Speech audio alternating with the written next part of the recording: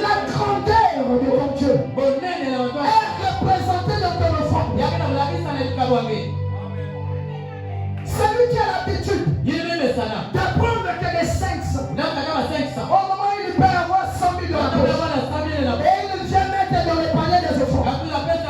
Les 500 représentent la grandeur de son Dieu. Les 500 représentent à combien il considère ce Dieu-là. Il se dit dans cette offrande que le Dieu qu'il adore, il mérite les 500. Et l'Église dit Amen. Non, je n'ai pas entendu. Dis-moi Amen et très fort.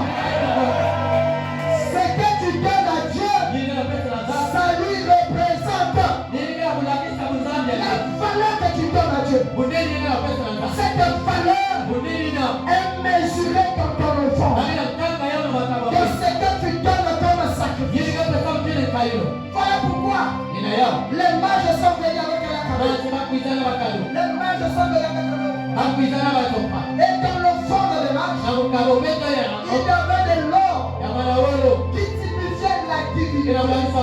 Oh, celui qui est là, c'est le divin. Est-ce que tu es là?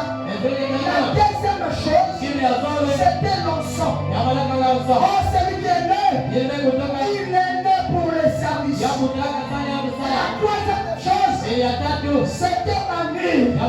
Il utilisait la mort. C'est un Dieu qui est au service pour mourir.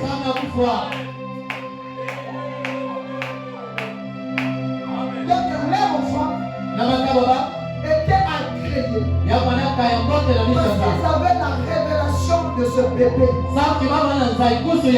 Ils sont venus offrir à ce bébé les présents qui le représentent. Leurs offrandes étaient agréées. Parce que l'église comprend les gens.